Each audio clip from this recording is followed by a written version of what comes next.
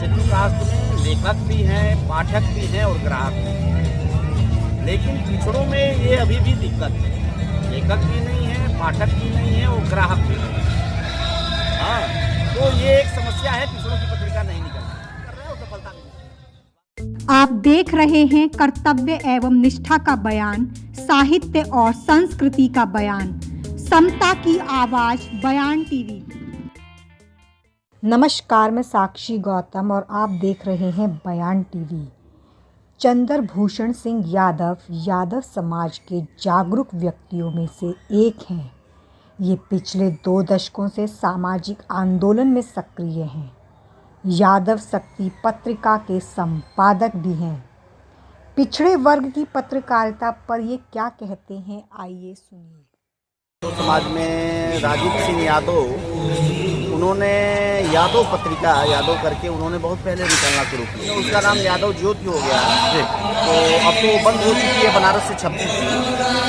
तो शुरुआत तो यादव समाज में हमको लगता है कि यादव पत्रिका से ही उन्होंने किया था जी। और बाकी पिछड़ी जातियों ने तो हमें लगता है कि 15-20 वर्ष हुए, बाकी जातियों ने और बाकी लोगों ने जो है तमाम तरह की पत्रिकाएं शुरू की हैं जी।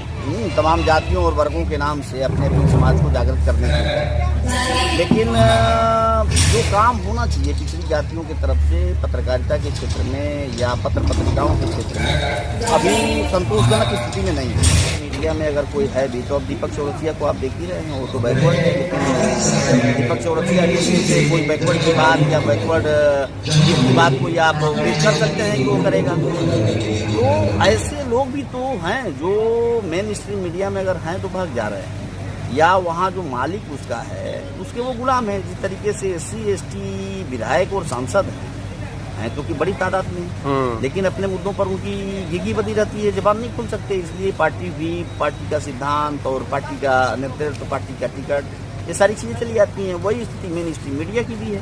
अगर कोई बैकवर्ड है वहाँ पर, अभी देखिए अनिल यादव ने अभी इस्तीफा दे दिया न्यूज़ नेशन में लखनऊ में, जिसने आपने देखा होगा बहुत वायरल हुआ था। कांवरियों से पूछ रहे थे कौन जात हो, बहुत वायरल हुआ, करोड़ों लोगों ने उसको देखा था। और सभी के सभी SC ST और OBC के ही रिलेटेड कांवर यात्रा करते हुए एक बड़ा वीडियो उनका जो है और खूब वायरल हुआ था। लेकिन उनको एक मुद्दे पर गोंडा में एक सवर्ण ने एक यादव की हत्या कर दिया, और वो लड़का छोटा 9-10 साल का, ये करीब अभी 15 दिन पहले की बात है, वो लड़का घूम रहा था लखनऊ के अंदर अपने बाप के हथियारों को सजा दिलाने के लिए, और उसको उन्होंने सोशल मीडिया पर वायरल कर दिया उसका इंटरव्यू लेके, और उसके बाद उनको न्यूज़ नेशन छोड़ना पड़ा। PHU में प्रोफेसर को बर्खास्त कर दिया गया। केवल उन्होंने ये कहा कि नवरात्र में व्रत रहने की बजाय आप संविधान पढ़िए। बर्खास्त कर दिया गया। SC कम्युनिटी के वो थे। अभी तो लगातार उस पर डिबेट चल रहा है, तो लोग डरते हैं। अब हैं लोग, लक्ष्मण यादव हैं, आपका रतन लाल हैं, सूरज मंडल हैं, प्रोफेसर भी हैं, लेकिन वो लड़ रहे हैं और अपनी बात बोल रहे हैं। जिस तरीके से काम करना चाहिए हम उस दिशा में काम नहीं कर रहे हैं, इसमें तो कोई संदेह नहीं है। और जो एक चीज़ बाबा साहब ने कहा था कि जो हमारा पढ़ा लिखा समाज है वो सबसे अधिक हमको जो है दुख दे रहा है। वो पढ़ने लिखने के बाद वो समझ रहा है कि हमको अपने बीवी बच्चों को बढ़िया इंतजाम करने में, बढ़िया खाने का इंतजाम करने में, बढ़िया कपड़ा, बढ़िया गाड़ी, बढ़िया घर, यही करने के लिए हम पैदा हुए हैं। और हमको जो ये अधिकार मिला है संविधान के जरिए, बाबा साहब अम्बेडकर के संघर्षों के जरिए, वो इस बात के लिए ही मिला है। हम जो है पेबैक की सोसाइटी जो होती है, जो अवधारणा है, उसके तहत हम काम नहीं करते, वो काम नहीं करते हैं, इसलिए कहीं हमारा काम दिख नहीं रहा है। अम्बेडकर को तो जो पढ़ेगा, जो नहीं पढ़ेगा वो तो नहीं समझेगा, लेकिन जो बाबा साहब को पढ़ेगा, बाबा साहब की संस्कृति को पढ़ेगा, वो निश्चित जितने भी इस देश के अंदर राजनेता हैं और जो वाद हैं, उन वादों में अम्बेडकर वाद ही इस देश के बहुजनों के लिए, मतलब SC ST और OBC की तरक्की के लिए अगर कोई व्यक्ति है और कोई वाद है तो अम्बेडकर है और अम्बेडकर वाद। लेकिन वो पढ़ने के बाद ही ज्ञात होगा, तो जो पढ़ेगा वो समझेगा। जब तक हम पढ़ेंगे नहीं, जैसे मैं जब तक अम्बेडकर को नहीं पढ़ा था, केवल लोहिया को मैं पढ़ा था, तो मैं लोहिया को ही श्रेष्ठ मानता था। लगता है कि मैं 90 में अम्बेडकर साहब को मैं पहली बार पढ़ा, और 90 के बाद लगातार ये 10 बरस क्रम चला है। 2000 के बाद मैं पूरा लोहिया और अम्बेडकर को मिलाकर, और फिर हम लोगों ने अपना शुरुआत किया लिखना पढ़ना।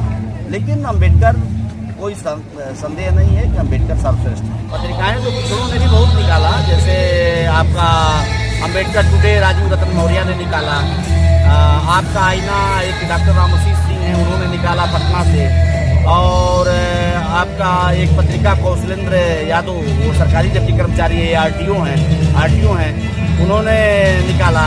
दो पत्रिकाएं तो यादव शक्ति हम लोगों ने निकाला, दो पत्रिकाएं तो और ये सभी के सभी अम्बेडकराई की तरफ से हैं, तो पत्रिकाएं तो निकली। लेकिन देखिए इसमें कोई दो राय नहीं है कि जो शेड्यूल कास्ट है, शेड्यूल कास्ट में लेखक भी हैं, पाठक भी हैं और ग्राहक भी हैं। लेकिन पिछड़ों में ये अभी भी दिक्कत है, लेखक भी नहीं है, पाठक भी नहीं है और ग्राहक भी नहीं है।